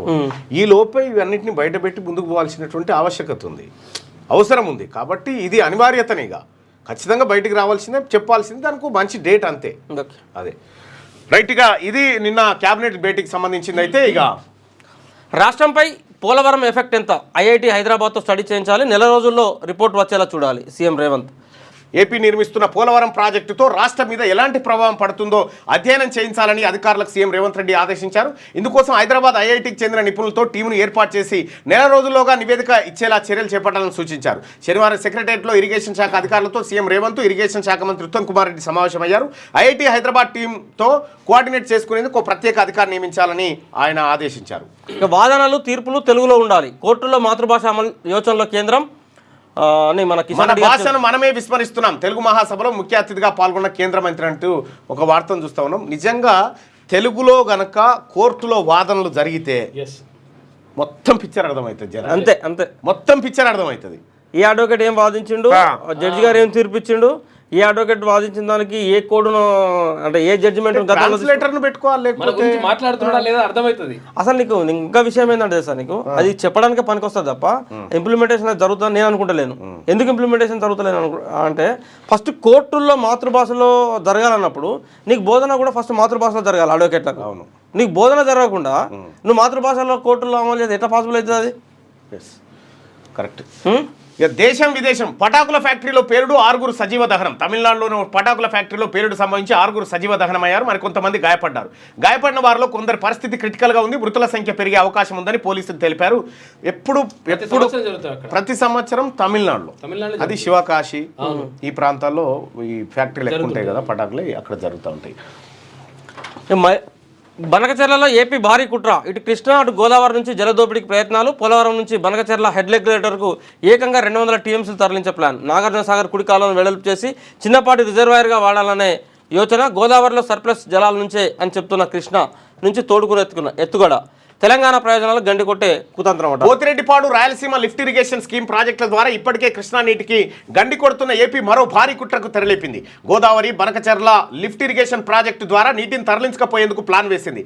గోదావరి వరదల్లో మిగులు జలాలనే తీసుకెళ్తామని చెప్తున్న గుట్టుగా కృష్ణా జలాలను తరలించుకుపోయేందుకు ప్రణాళికబద్ధంగా ముందుకు సాగుతుందన్న అనుమానాలు వ్యక్తమవుతున్నాయి. తెలంగాణ ప్రయోజనాలను దెబ్బకొట్టేలా జీబీ అంటే గోదావరి బనకచెర్ల లింకు ప్రాజెక్టును చేపడుతున్నదన్న అభిప్రాయాలు వస్తున్నాయి. ఏకంగా 200 టీఎంసీల గోదావరి జలాలను కృష్ణా బేసిన్లోకి ఎత్తిపోసి అక్కడి నుంచి పెన్నా బేసిన్లో బనకచెర్ల ద్వారా రాయలసీమకు తరలించాలని డిసైడ్ అయిపోయిందట. వాళ్ళు ఈ తెలంగాణ గడ్డ మీద నుంచి ఎత్తిపోసి ఇటుకేం ఎత్తుకుపోయే కార్యక్రమం అట.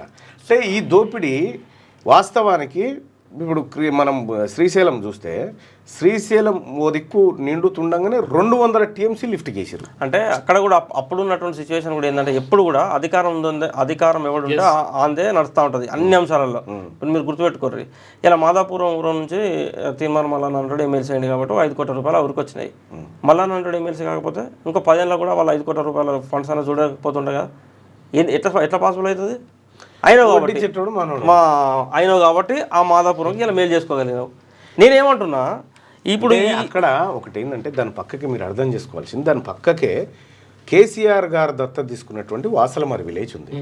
కేసీఆర్ గారు దత్తత తీసుకొని ఆకులాగా ఒక అల్లరేణుడు వండించి అన్నం పెట్టి మొత్తం వాసలమరినంతా కూల్చిపారేసి ఆగమాగం చేసిపోయాడు. సో కేసీఆర్ గారు దత్తత తీసుకుంటే ఎట్లుంటుంది, ముఖ్యమంత్రి గారు దృష్టి పెడితే ఎట్లుంటుంది ఒక విలేజ్ అనేది చూపించాలనుకున్నాం. దాంట్లో భాగంగానే ఇవాళ ఆ మాదాపురం అనేటువంటి గ్రామానికి నేనేమంటున్నా అంటే మా డిమాండ్ ఇది పబ్లిక్ డిమాండ్ ఖచ్చితంగా ఉండాలి కదా. మాకు డిమాండ్ ఎందుకు ఉంటుంది? మాకు ఇప్పుడు మీరు ఉమ్మడి నల్లగొండ, ఉమ్మడి వరంగల్, ఉమ్మడి ఖమ్మం జిల్లాకు సంబంధించిన పట్టభద్రులు. అవును కదా. ఇప్పుడు నల్లగొండ జిల్లాలో మాదాపురం, వరంగల్లో ఒక ఊరు తీసుకోండి, అట్లనే ఖమ్మంలో ఒక ఊరు తీసుకోవాలా. ఇప్పుడు 3 జిల్లాల ప్రాతినిధ్యం అంతా తీసుకుంటాం. నేను మిమ్మల్ని రిక్వెస్ట్ చేస్తా ఉన్నా, తెలంగాణ అంతా తీసుకుంటాం. మాకు 3 జిల్లాల గ్రాడ్యుయేట్ ఓటర్లకు వినండి, అదొక్కటే కాదు, అట్లా లేదు, అన్ని తీసుకుంటాం అట్లానే ఏం లేదు. అన్ని తీసుకున్నాక మాదాపురం కోసం ఆగలే కదా మీరు. నీకు ఒకటి విషయం చెప్తా. ఇదే మాదాపురం గ్రామంలో రాజీవ్ గాంధీ గారు చనిపోతే తలగొరి పెట్టి గుండ్లు గీయించుకోరు ఊరోళ్ళంతా. ఒక విషయం చెప్తా, ఇందిరాగాంధీ గారు చనిపోతే మా ఇంటి ఆడబిడ్డ చచ్చిపోయింది అనుకొని ఏడిసిరు ఊరంతా. అటువంటి కరుడు కట్టినటువంటి కాంగ్రెస్ పార్టీ కార్యకర్తలు ఇంకా ఊర్లో ఉన్నారు.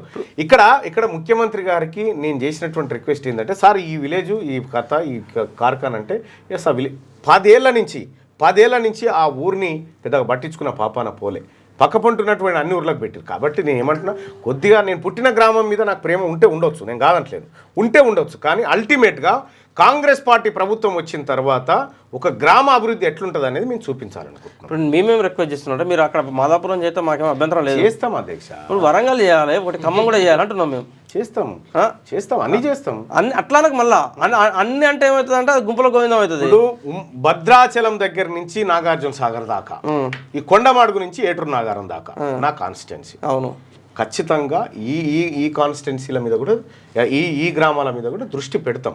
ప్రయారిటీ ప్రకారం పెట్టుకుంటూ వస్తాం, అట్లేం లేదు. మీ డిమాండ్ అంగీకరిస్తున్నాం. రైట్. మహిళలను వేధిస్తున్న థైరాయిడ్ మోనోపాజ్ ఉమెన్ క్లినిక్ టెస్టులో బయటపడుతున్న సమస్యలు. ఇప్పటి వరకు 29 లక్షల మందికి టెస్టులు, 401 మందికి క్యాన్సర్, 8 రకాల టెస్టులను ఫ్రీగా చేస్తున్న ప్రభుత్వం. ఇన్ టైంలో వ్యాధులను గుర్తించి ట్రీట్మెంట్ చేస్తున్న డాక్టర్లు 2023 మార్చి నుంచి 2024 డిసెంబర్ మధ్య చేసిన డాక్టర్లట ఈ థైరాయిడ్ మోనోపాజ్ మహిళల్ని వేధిస్తూ ఉన్నట. ఈ సమస్యలు వాటికి సంబంధించినటువంటి ఒక లెక్కల్ని మనం వెలుగు దినపత్రికలో చూడొచ్చు.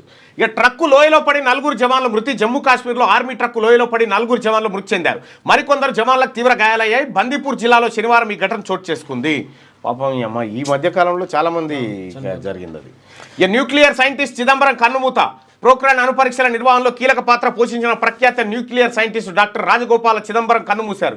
ఆయన వయసు 88 ఏళ్ళు. న్యూక్లియర్ సైంటిస్ట్గా 6 దశాబ్దాల కెరీర్లో చిదంబరం అనేక కీలక హోదాల్లో పనిచేశారంటూ ఒక వార్త. మాకు టైం వచ్చినప్పుడు ఒక్కొక్కరి సంగతి చూస్తాం. మీడియా కేటీఆర్ బెదిరింపులు మా అన్నంటే ఏమనుకుంటున్నాం మరి? మా అన్నంటే సిరిసిల్లలో మీ 10 ఏళ్ల కాలంలో మీరు చేసిందే ఇది. ఇదే చేసిండ్రు. మీడియాకు కేటీఆర్ బెదిరింపులు. సిరిసిల్లలో భూస్కామ్ అంటూ తప్పుడు వార్తలు రాస్తున్నారు. అసెంబ్లీలో ఎవరెవరు ఏం మాట్లాడుతున్నారో రాసి పెట్టుకుంటున్నా అధికారంలోకి వచ్చి నిన్ను ఎందుకు రానిస్తాము? బీసీలదయా ఇది రాజ్యం, ఇక ఈ రాజ్యం మాది. ఇంకా నువ్వెందుకు అధికారంలోకి వస్తావు? నువ్వెందుకు పాలకుని అవుతావు? ఇంకా మళ్ళీ ఇంకా సరిపోదా మాకు 10 ఏళ్ళు? అసెంబ్లీలో ఎవరెవరు ఏం మాట్లాడుతున్నారో రాసి పెట్టుకుంటున్నట్టు. రాసి ఏం చేస్తావు? రాసి ఏం చేసుకుంటావు? జైలు పెట్టుకో. 10 ఏళ్ళు మీరు అధికారంలో ఉంటే కూడా తొడగొట్టి బరాబర్ ఎదురు నిలబడ్డాం. ఎగ్జాక్ట్లీ, తొడగొట్టి ఎదురు నిలబడ్డాం. అరే నాయన సావంతుల దాకా తీసుకుపోయినా, సావంతుల దాకా పోయి వచ్చిన వాళ్ళం. మీ నాయన లెక్క కాదు. అధికారంలోకి వచ్చినాక అందరికి మిచ్చితో చెల్లిస్తాం. నీకు అధికారం అనేది నువ్వు కళ మర్చిపోయిగా. రాబోయేది బీసీల రాజ్యం. ఇది బీసీల చేత పరిపాలించబడే రాజ్యంగా మారబోతా ఉంది. ఇక మీ దాంట్లో మీకు వార్డు మెంబర్ కూడా ఉండదు. మీ ఓట్లు మీకు వేసుకుంటే వార్డు మెంబర్ అని అవుతావా? పోనీ చెప్పు. అధికారం ముఖ్యమంత్రి దాకా ఇడిచిపెట్టు. నన్ను జైలుకు పంపాలని రేవంత్ చూస్తున్నాడు. నువ్వేం పోవద్దు అనుకుంటున్నావా? ఇప్పుడు దమ్ముంటే జైలుకు కేటీ. ఇప్పుడు కాదు, అధికారంలోకి వచ్చాక మితితో సహా చెల్లిస్తా అంటాడు కదా. దమ్ముంటే నెక్స్ట్ సిరిసిల్లలో చేనేత కార్మికుల మీద గెలుపు. చేనేత కార్మికుల మీద సిరిసిల్లలో మా బీసీ1 మీద గెలవరాదు. నువ్వు పద్మశాలి బిడ్డ మీద గెలువు. సిరిసిల్ల బీసీలది, అది పద్మశాలి. పద్మశాలి అడ్డగా మారుస్తున్నావు రేపు. అంతే. నన్ను జైలుకు పంపాలని రేవంత్ చూస్తున్నాడు. కేంద్రంలో కేసీఆర్ చక్రం తిప్పే రోజు ముందుంది. ఆల్రెడీ తిప్పుతున్నాడు.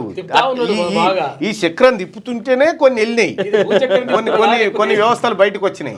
ఈ చక్రం తిప్పుతుంటేనే. నాయన ఉత్తగా ఏం లేడు, ఈ తింపుడు కానే ఉండు. ఈ మధ్య సోషల్ మీడియాలో నిజాలు వస్తున్నాయని వ్యాఖ్య. అబ్బో వా రావణ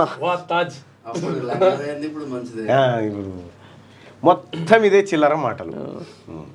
సంగారెడ్డిలో 6 డిగ్రీలు. రాష్ట్రంలో మరింత పడిపోయిన రాత్రి టెంపరేచర్లు. 5 జిల్లాల్లో 6 డిగ్రీల నుంచి 7 డిగ్రీల మధ్య రికార్డ్. మరికొన్ని రోజులు ఇదే పరిస్థితి అంటూ వాతావరణ శాఖ రిపోర్ట్ వెల్లడించింది. 8 కులాల పేర్లలో మార్పులు. కులా సంఘాల విజ్ఞప్తి మేరకు బీసీ కమిషన్ నోటిఫికేషన్. ఈ నెల 18 వరకు అభ్యంతరాలు తెలిపేందుకు గడువు. తమ క్యాస్ట్ పేర్లను తిట్లకు ఉపయోగిస్తున్నారని ఆయా కులాల వారి ఆవేదన. బరాబర్. అవును, మార్చాలి. క్యాస్ట్ పేర్లు ఏంది జనం అనుకున్నారు. నువ్వు మనిషివా కేసీఆర్ వా అన్నారు చాలామంది. మనిషివా రామారావు అన్నారు. అంటే ఇట్లా ఏది పడితే అది అనుకురు జనం. సో అట్లా ఆ కులాల పేరుతోని అవి బీసీలో ఉన్నటువంటి కులాలు. కేసీఆర్ అనలేదా? ఎన్నిసార్లు అన్నాడు? కుంట్లా అని, వంశరాజులని ఎన్నిసార్లు అన్నాడు? వంశరాజు అదొకటే కాదు, ఉత్తమ్ కుమార్ రెడ్డి ఉద్దేశించి నువ్వు గంగిరేదుడు ఊపుకుంటా అత్తాన పొద్దున్న లేవనా లేదా? కోటేసుకొని ఎట్లుండే ఆయన మాట్లాడలేదా? తర్వాత ఈయన కేటీ రామారావు చారు బీరు అనేది పప్పు చారు చారీలను అహంకారం. బ్లాక్ నిరోధానికే టికెట్ల ధరల పెంపు. నిర్మాతలకే కాదు, వీటితో ప్రభుత్వానికి 18% జీఎస్టీ రూపంలో ఆదాయం. మెగా కుటుంబానికి అహంకారం లేదు. రాజమహేంద్రలో గేమ్ చేంజర్ ఈవెంట్లో AP deputy CM Pawan Kalyan అంటూ బ్లాక్ నిరోధానికి బ్లాక్లు ఎవరు టికెట్లు కొంటుంటే అంత ఆన్లైన్ అయినా. ఇక సినీ పరిశ్రమ గురించి మనకు ఎందుకులే కానీ రైతు భరోసా 12,000 ఎకరానికి సీజన్కి 6,000 చొప్పున చెల్లింపు సాగు యోగ్యమైన భూములన్నింటికి వర్తింపు భూమి లేని రైతు కుటుంబాలకు ఏటా 12,000 ఇందిరమ్మ ఆత్మీయ భరోసాగా పథకం రేషన్ కార్డు లేని వారికి నూతన కార్డులు ఈ 3 పథకాలు ఈ నెల 26 నుంచి అమల్లోకి వ్యవసాయ యోగ్యం కాని భూమికి భరోసా ఇవ్వం గతంలో ధరణి వల్ల కొన్ని భూములకు అందింది రెవెన్యూ సిబ్బంది గ్రామాల వారి వివరాల సేకరణ కేబినెట్ భేటీ నిర్ణయాలను వెల్లడించిన సీఎం గతంలోకి వెళ్తే కేసీఆర్ కుటుంబానికి 1000 ఏళ్ల జైలు శిక్ష అంటూ విమర్శ అని సో ఈ కేబినెట్ భేటీ పైన కూడా ఉన్నటువంటి ఒక విమర్శ ఏంటంటే సరే అసెంబ్లీలో కానీ మండలిలో కానీ ఈ రైతు భరోసాకు సంబంధించిన చర్చ జరిగినప్పుడు 5 ఎకరాల 7 ఎకరాల ఒక స్లాబ్ అనేది నిర్ణయం జరగాలి అది పేద రైతులకు వర్తించాలనేటువంటి దాని విషయంలో మెజారిటీ శాసనసభ్యులు మెజారిటీ శాసన మండలి సభ్యులు మెజారిటీ తెలంగాణ గ్రామాలలో ఉన్నటువంటి చాలామంది ప్రజలు కోరుకుంటా ఉన్నారు కానీ ప్రభుత్వం ఎందుకో మరి ఆ స్లాబ్ అనేది ఎత్తేసేసి 10 ఎకరాలు 100 ఎకరాలు 1000 ఎకరాలని గతంలో మనం ఏదైతే విమర్శ చేసినామో వాళ్ళందరికీ కూడా ఇవ్వడానికి రెడీ అయింది అయితే ఇందులో ఒకటి ఏంటంటే ఈ వ్యవసాయ యోగ్యం కాని భూములకు మాత్రమే వాళ్ళు కట్ చేస్తూ సో 10 ఎకరాలు 20 ఎకరాలు ఉన్నటువంటి రైతులు కూడా ఇవ్వడానికి పంట పండిన దానికి ఇవ్వడానికి మంచిదే కదా అంటే పంట పండిన దానికి ఇవ్వడానికి ఇప్పుడు నీతోటి వచ్చిన బాధ ఇదే ఇప్పటిదాకానే 2 లక్షల మాఫీ చేస్తేనే మరి ఆ మీద ఉన్నోడు ఎట్టుకోవాలంటూ ఇప్పుడేమో ఈ రైతు భరోసాల ఇప్పుడు ఆ మీద ఉన్నోని కూడా ఇద్దామంటేనే అట్లా స్లాబ్ పెట్టాలని అంటావు ఎట్లా ఇప్పుడు అటువంటిప్పుడు నేను ఏమంటానంటే 20 ఎకరాలు ఉన్నటువంటి రైతులకు నువ్వు 7 ఎకరాలు స్లాబ్ పెట్టినావు అనుకో 7 ఎకరాలకు అందరితో పాటు వర్తింపజేయి మిగతా 13 ఎకరాలకు ఇవ్వకపో ఇప్పుడు ఎప్పుడు కూడా ప్రజల యొక్క సొమ్ము అనేది ఇప్పుడు 2 ఎకరాల పైన కూడా నేను ఏమంటున్నా అంటే పైన నువ్వు కట్ట 2 లక్షల వరకే కట్టు నువ్వు 2 లక్షల వరకు ఉన్నావు కదా కమాతం ఉన్న రైతుకు కూడా గంతే ఖర్చు ఉంటుంది ట్రాక్టర్ అయితే దేవాలే అట్లా కాదు నేను చిన్న కమాతం ఉన్న రైతుకైనా పెద్ద కమాతం ఉన్నటువంటి రైతుకైనా కూడా జనరల్గా ఈ రోజు ఉన్నటువంటి మార్కెట్ చెప్తాను మీకు ప్రభుత్వం అనేది పేద ప్రజల సంక్షేమానికి డబ్బులు వాడాలి ఇప్పుడు పేద ప్రజల సంక్షేమాన్ని వదిలేసి నువ్వు బలిసిన కోసం పనిచేస్తా అంటే అది ఎప్పుడు కూడా వ్యవస్థకు మంచిది కాదు అది బాబాసాహెబ్ అంబేద్కర్ చెప్పినటువంటి సూత్రంలో మనం ఇంకా అట్టడుగు ఉన్నటువంటి వాళ్ళని ఎన్నటి పైకి తీసుకురాగలుగుతాం ఈ రకమైనటువంటి స్కీమ్స్ వచ్చినప్పుడు ఇప్పుడు ఏ మూల కమ్మినా కూడా తెలంగాణ రాష్ట్రంలో 20-25-30 లక్షలకు తక్కువనైతే లేదు కదా లేదు 20 ఎకరాలు ఉన్నటువంటి రైతుకు 6 కోట్ల రూపాయలకు అధిపతి కదా 6 కోట్ల రూపాయల అధిపతి అయిన రైతుకి రైతు భరోసా ఇస్తే ఎంత ఇవ్వకపోతే ఎంత అది ఆలోచించండి ఇక ఈ 3 పథకాలు ఈ నెల 26 నుంచి అమల్లోకి వ్యవసాయ యోగ్యం కాని భూమికి భరోసా ఇవ్వం గతంలో ధరణి వల్ల కొన్ని భూములకు అందింది రెవెన్యూ సిబ్బంది గ్రామాల వారి వివరాల సేకరణ కేబినెట్ భేటీ నిర్ణయాలను వెల్లడించిన సీఎం గతంలోకి వెళితే కేసీఆర్ కుటుంబానికి 1000 ఏళ్ల జైలు శిక్ష అంటూ విమర్శ 1000 ఏళ్ళు సరిపోదే వాళ్ళు చేసిన కార్యక్రమానికి ఇక దరఖాస్తు లేకుండానే భరోసా సాగు చేసిన పంటలపై సర్వే కూడా ఉండదు 1.38 కోట్ల ఎకరాలకు 8,300 కోట్లు అవసరం రాష్ట్రంలో 1.38 కోట్ల ఎకరాలు రైట్ రాష్ట్రంలో 10 నుంచి 12 లక్షల మంది రైతు కూలీలు ఉపాధి కార్డుతో వారికి సాయం మంత్రిమండలిలో చర్చ ఇక నిపుణులతో చర్చించాకే కేసీఆర్పై చర్యలు లోకూరు నివేదికను ఏజేకు పంపాలని కేబినెట్ నిర్ణయం తీసుకుంది ఇక పాలమూరు రంగారెడ్డికి జైపాల్ రెడ్డి పేరు సింగూరు కాల్వకు శిలారపు రాజనరసింహ పేరు 588 కారుణ్య నియామకాలు మంత్రివర్గం ఆమోదం తెలిపింది నిన్న రాష్ట్ర మంత్రివర్గ భేటీలో జరిగినటువంటి నిర్ణయం ఇది ఇక పోలవరం ముంపుపై ఐఐటిఎస్తో అధ్యయనం చేయబోతా ఉన్నారని చెప్పి ఇప్పటిదాకా మనం చూసుకున్నటువంటి వార్త అదే కార్పొరేట్కు ధీటుగా ప్రభుత్వ పాఠశాలలు పిఆర్టీయూ డైరీ ఆవిష్కరణలో ముఖ్యమంత్రి కార్పొరేట్కు ధీటుగా నేను ఒక పాఠశాలను తయారు చేస్తా ఉన్నాం మా విలేజ్లో జెడ్పిహెచ్ఎస్ మాదాపూర్ కార్పొరేట్కు ధీటుగా ముఖ్యమంత్రి గారి సహాయ సహకారాలతోటి కార్పొరేట్కు ధీటుగా తయారు చేస్తూ ఉన్నాం రాబోయేటువంటి విద్యా సంవత్సరం నుంచి ఆ స్కూల్లో పిల్లలకు బాటా షూజు పిల్లలకు మంచి బ్యాగులు పిల్లలకు టైలు అవన్నీ కూడా కార్పొరేట్ రేంజ్లో ఫ్రీగా సమకూర్చబోతా ఉన్నాం అక్కడ కాంగ్రెస్ సర్కార్ రైతులను దగా చేసింది భరోసాను రైతు గుండె కొత్తగా మార్చారు ఎకరాకు 15,000 ఇస్తామని హామీ ఇచ్చి ఇప్పుడు 12,000 అంటున్నారు రైతులకు క్షమించారంటే హరీష్ రావు నిన్న కామెంట్ చేసిండు హరీష్ రావు నోట్లకైనా క్షమించరు తప్పి ఎకరానికి 12,000 దుర్మార్గం కేంద్ర మంత్రి బండి సంజయ్ కుమార్ విమర్శ ఒక్క 3,000 కలిపి రాదు రేముంది ఆర్కేకి సంబంధించి అది ఏపీకి సంబంధించినటువంటి ఏపీ మంత్రి గారి మంత్రాంగం వారంలో 3 రోజులు హైదరాబాద్లోనే ఆయన తొలిసారి మంత్రి కీలక శాఖ స్టార్ హోటల్స్లో మకాం అక్కడే సెటిల్మెంట్లు రోజంతా పంచాయతీలు పరిష్కారాలు మిగిలిన 2 రోజులు జోరుగా గానా బజానా తెలంగాణ భూ వ్యవహారాలను జోక్యం మంత్రి తీరుపై తెలంగాణ సర్కార్ గట్టి నిఘా శృతి మించిపోతున్నారంటే ఏపీ ముఖ్యమంత్రి చంద్రబాబుకు సమాచారం ఎవరైతుంది మనకెందుకు ఏ మంత్రి అవుతుంది కీలక శాఖ అనట కీలక శాఖలు అంటే మీరు 2-3 అనుకోవాలి ఒకటి Anagani Satyaprasad or Payyavula Keshav or TG Bharath ఈ ముగ్గురికి ఆ వార్తలో ఈ ముగ్గురు ఇట్లా కావచ్చు అని పయ్యావుల కేశవ్ నేరు అయితే పయ్యావుల కేశవ్ కమ్మ సామాజిక వర్గం కాబట్టి ఏకపోవచ్చు కానీ అయితే పయ్యావుల కేశవ్కు రేవంత్ రెడ్డికి అత్యంత సన్నిహిత సంబంధాలు ఉన్నప్పుడు సో ఒకవేళ కేశవ్ ఇక్కడ ఫ్రీ హ్యాండ్ ఇస్తాడు కేశవ్కు ఎవరు సీఎం గారు కాబట్టి కేశవ్ కాకపోవచ్చు అనగాని సత్యప్రసాద్ అయితే కీలక శాఖ అంటే రెవెన్యూ గవర్నమెంట్లో ఆయననా లేకపోతే టీజీ భరత బై ఛాన్స్ రైట్గా తెలుగు మీడియంపై అపోహలు, ఉద్యోగాలు రావన్నది అబద్ధం, మెడిసిన్ ఇంజనీరింగ్ విద్యా బోధన తెలుగులో జరగాలి, తెలంగాణ ఏపీలో పరిపాలనా భాషగా అమలు చేయాలి, తెలుగు సమాఖ్య మహాసభలో కేంద్ర మంత్రి కిషన్ రెడ్డి. కేంద్రంలో చక్రం తిప్పుతాం, చంద్రబాబు నితీష్లా మనకు ఓ రోజు వస్తుంది, చిన్న పొరపాట్లతో అసెంబ్లీ ఎన్నికల్లో ఓడిపోయాం, ఫార్ములా కేసులో విచారణకు వెళ్తా బీఆర్ఎస్ శ్రేణులతో కేటీఆర్. అయితే ఇక్కడ చిన్న పొరపాట్లతో అసెంబ్లీలో ఎన్నికల్లో ఓడిపోయామని చెప్పింది. అసెంబ్లీ అయిపోయినాక 6 నెలలకు పార్లమెంట్ వచ్చాయి. చిన్న పొరపాటు. సారు కారు 16 ఢిల్లీలో సర్కారు, ఆడికెళ్ళి కారుకు వచ్చింది 0. ప్రజలు మీరు తప్పు చేసిరంటే మేము తప్పెందుకు చేసిన 39 ఎందుకు ఇవ్వాలి, అసలే కథం చేస్తే అయిపోతుంది. ప్రజలు అసెంబ్లీ ఎన్నికల్లో ఏం చెప్పారు, ప్రజలే తప్పు చేసిరని అయ్యా కొడుకు ఇద్దరు చెప్పారు. అసలు మేము తప్పు చేసినాం, ఈ 39 కూడా ఇచ్చి తప్పే అయినా అది అంటుందా చేసి ఈ 39 కూడా ఇచ్చి తప్పే పొరపాటు అయిపోయిందని గ్రహించారు. జాక్ కొంచెం కిరాక్ పుట్టిస్తున్న వైష్ణవి చైతన్యనట. ఎకరాకు 12,000 ఇందిరమ్మ ఆత్మీయ భరోసా, రాళ్ళు రప్పలు గుట్టలకు ఇయ్యబోం, జనవరి 26 నుంచి కొత్త స్కీమ్స్ అమలు, కొత్త రేషన్ కార్డుల జారీ, తెలంగాణ టూరిజం పాలసీకి ఆమోదం, ఫిబ్రవరి నుంచి సన్నబియ్యం. క్యాబినెట్లో 22 అంశాలపై సుదీర్ఘ చర్చ జరిగింది. 22 అంశాలు ఎజెండాగా మారినాయి.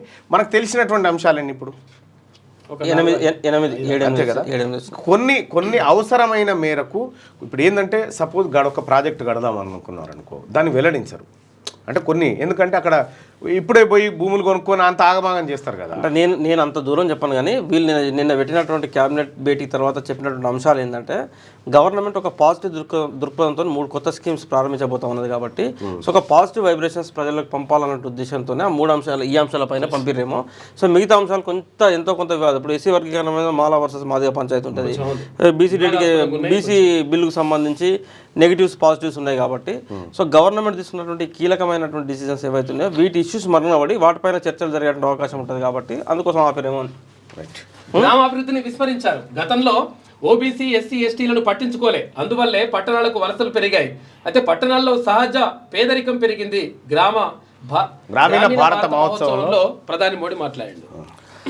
ప్రతిరోజు 20 మంది డెత్, రోడ్డు ప్రమాదాల్లో ప్రాణాలు పోతున్నాయి. Drunk and drive, cell phone డ్రైవింగ్తోనే 80% ప్రమాదాలు, లైసెన్స్ రద్దే కాదు జైలు శిక్ష, మంత్రి పొన్నం ప్రభాకర్. రైట్. ఉద్యోగ ఖాళీల భర్తీకి చర్యలు, 10 ఏళ్లుగా నిలిచిన ప్రక్రియను పట్టాలెక్కించిన హోంశాఖ ఖాళీలు సైతం భర్తీ, అగ్నిమాపక శాఖను బలోపేతం చేస్తాం, రాష్ట్ర ఐటీ పరిశ్రమల శాఖ మంత్రి దుద్దిల శ్రీధర్ బాబు. ఇక యాదాద్రి జిల్లాలో పేలుడు, 1 మృతి 8 మంది గాయాలు, ప్రీమియర్ ఎక్స్ప్లోజివ్లో ఘటన, బయటకు పరుగులు తీసిన కార్మికులు, చుట్టూ 10 కిలోమీటర్ల మేర పేలుడు ప్రభావం జరిగిందంటే. భువనగిరి జిల్లాలో అణుబాంబును తలపించేలా భారీ పేలుడు సంభవించిందట. యాదగిరిగుట్ట మండలం పెదకందుకూరులో ఎక్స్ప్లోజివ్ ఫ్యాక్టరీ, అక్కడ తరచు ప్రమాదాలు జరుగుతుంటే ఇగో ఒకరు చనిపోయారట, 8 మందికి గాయాలైనట. అక్కడ ఒక్క చీర ఇచ్చిండు, 100 సార్లు చెప్పిండు. మహిళా సంఘాలకు 19 రకాల వ్యాపారాలు, ఆర్థికాభివృద్ధికి సీఎం రేవంత్ కృషి, మహిళలు ఎదుగుతుంటే కళ్ళలో నిప్పులు, పంచాయతీరాజ్ శాఖ మంత్రి సీతక్క. ఒకటే చీరిచ్చి శితం చెప్పుకొని తిరిగిరే. ఆ చీర ఆఖరికి ఆ చేన్ల కాడ కట్టి పిట్టెలాలి చినిపోయేదాకా కూడా చీరిచ్చినా బతుకమ్మ చీరలు బొంతల. బీజేపీ మ్యాస్టిక్తో రగులుతున్న మణిపూర్ ఘటనల వెనుక బీజేపీకి స్వప్రయోజనాలు, రాజ్యాంగ తప్పిదం నుంచి మోడీ తప్పించుకోలేరు, కాంగ్రెస్ పార్టీ అధ్యక్షుడు మల్లికార్జున ఖర్గే. బీజేపీ మ్యాస్టిక్తో మణిపూర్ రగులుతున్నదని కాంగ్రెస్ పార్టీ జాతీయ అధ్యక్షుడు మల్లికార్జున ఖర్గే అన్నారు. ఈ మేరకు శనివారం మణిపూర్లోని తాజా హింసాత్మక ఘటనకు సంబంధించిన స్క్రీన్ షాట్స్ ఎక్స్లో షేర్ చేస్తూ మోడీపై విమర్శలు చేశారు. రోజుకి 48 కోట్లు, వరల్డ్లో అత్యధిక వేతనం, ఇండియాకు చెందిన జగదీప్ సింగ్, ఏడాది వేతనం 17,500 కోట్లు. రోజుకు 48 కోట్ల జీతం అంట ఒకటే రోజు, ఒక రోజుకు. ఇటువంటి వాడు సర్కార్ దగ్గర ఉంటే ఎంత బాగుండే. గంటకు 2 కోట్లు. గంటకు 2 కోట్లు. గంటకు 2 కోట్లు. గంటకు 2 కోట్లు కాదు, యాక్చువల్గా 8 గంటలు పనిచేస్తారు కాబట్టి అట్లా చూసుకుంటే 8 6 గంటకు 6 కోట్లు. ఇదేం రోగం రా అయ్యా. గర్ల్స్ హాస్టల్లో సీక్రెట్ కెమెరాలు, రోజుకో చోట వెలుగులోకి వస్తున్న దారుణాలు, ఇంటా బయట ఇవే ఉదంతాలు, లోపలే కుమిలిపోతున్న యువతులు. మొన్న మల్లారెడ్డి కాలేజీలో, నిన్న మహబూబ్నగర్లో, ఎక్కడో. రోజు రోజుకి మహిళలు యువతులపై ఘోరాలకు పాల్పడుతున్న వారి సంఖ్య పెరుగుతూనే ఉంది. గతంలో ఈవ్ టీజింగ్, ర్యాగింగ్ తదితర రూపంలో ఉంటే అత్యాధునిక సాంకేతిక యుగంలో కొత్త రూట్ మారింది. స్కూల్కి వెళ్ళి అమ్మాయి దగ్గర నుంచి కాలేజీలో చదువుతున్న యువతులు, వర్కింగ్ ఉమెన్స్ ఇళ్లలో ఉండే మహిళలు, ఇలా చెప్పుకుంటూ పోతే ప్రతి చోట ఏదో ఒక రూపంలో అతివలను వేధిస్తున్న మొగాళ్ల సంఖ్య కోకొలలు. ఇలాంటి పరిస్థితుల్లో స్త్రీలు తమ బాధను ఎవరికి చెప్పుకోలేక తమలో తామే కులిపోతున్నారు. అయితే తాజాగా రాష్ట్రంలో ఏదో పేరు మోసిన బీఆర్ఎస్ ఎమ్మెల్యే మల్లారెడ్డికి చెందిన ఎంతో పేరు మోసిన మల్లారెడ్డికి చెందిన సిఎంఆర్ కాలేజీలో 300 వీడియోలు తీసిరట. అయితే నేను ఏమంటున్నా అంటే ఈ ఎవరికి చెప్పుకోవాలి ఏందన్నారు కదా, ఈ దేశం మొత్తం మీద ఇంకొక 60 ఏళ్ళ 50 ఏళ్ళ తర్వాత కూడా ఈ రకమైన చర్చ ఉండొద్దు అని అంటే చట్టాలలో మార్పులు రావాల్సిందే. చట్టాలలో మార్పులు మేము ఉద్దేశం ఏది తెచ్చినా కూడా స్పీడ్ జస్టిస్ అంటాం కదా, స్పీడ్తో జస్టిస్ ఉండాలి. ఎవడైతే తప్పు చేసిండో మనం 3 రోజులలో ప్రజలందరూ చూస్తున్నాగానే మనం విచారణ జరగాలి. విచారణ జరుగుతూ మన శిక్షలు కూడా ప్రజలందరూ చూస్తున్నాగానే అమలు కావాలి. అటువంటి ఇంకొకరిని భయం పుడుతుంది. అతి విశ్వాసంతోనే బీఆర్ఎస్ ఓటమి, చిన్న పొరపాట్లు కూడా కారణమే. ఇబ్బంది పెడుతున్న అధికారులు పోలీసుల పేర్లు రాసి పెట్టుకోండి, మన ప్రభుత్వంలో వడ్డీతో చెల్లిద్దాం. నీకెక్కడి ప్రభుత్వం, నువ్వెక్కడి ప్రభుత్వం, ఇంకా నువ్వెందుకు వస్తావు? వడ్డీతో చెల్లిస్తా, ఇంకా నీకు ఎవడిస్తా అంటుండు? ఇట్లుంటా చూసినా ఈ ఆఫీసులను బెదిరిస్తాం, పోలీసులను బెదిరిస్తాం, ఇవన్నీ వీడియో అది అంటారు చూసినా, వాళ్ళు ఇట్లా ఇంటికని కూడా టచ్ చేయలేరు. సిరిసిల్ల కార్యకర్తల సమావేశంలో కేటీ రామారావు అంటుండు, నువ్వు ఓదార్స్తా అనుకుంటున్నావు కానీ సిరిసిల్లలో రేపు ఎగిరేది బీసీ జెండా. పద్మశాలి బిడ్డ మొట్టమొదటిసారిగా బీసీ ఎమ్మెల్యే సిరిసిల్ల నుంచి కాబోతా ఉన్నాడు. ఇది బీసీలుగా మేము చెప్తున్నటువంటి మాట. ఇవాళ మాట్లాడుకుంటాం కదా. రైట్, ఇది శనార్థి తెలంగాణ. ఒకసారి ఇక దిశ పత్రికలో ఉన్నటువంటి వార్తలు చూద్దాం. నాంపల్లి కోర్టుకు అల్లు అర్జున్ నిన్నటిదే నాంపల్లి కోర్టుకు అల్లు అర్జున్ బెయిల్కు సంబంధించిన బాండ్ షూరిటీ పత్రాల అందజేత. నాంపల్లి కోర్టుకు జర్నలిస్టు ముఖేష్ హత్య కేసులో కాంట్రాక్టర్ అరెస్టు. హైదరాబాద్లో అదుపులోకి తీసుకున్న బీజాపూర్ పోలీసులట. జర్నలిస్ట్ని హత్య చేసినట కాంట్రాక్టర్.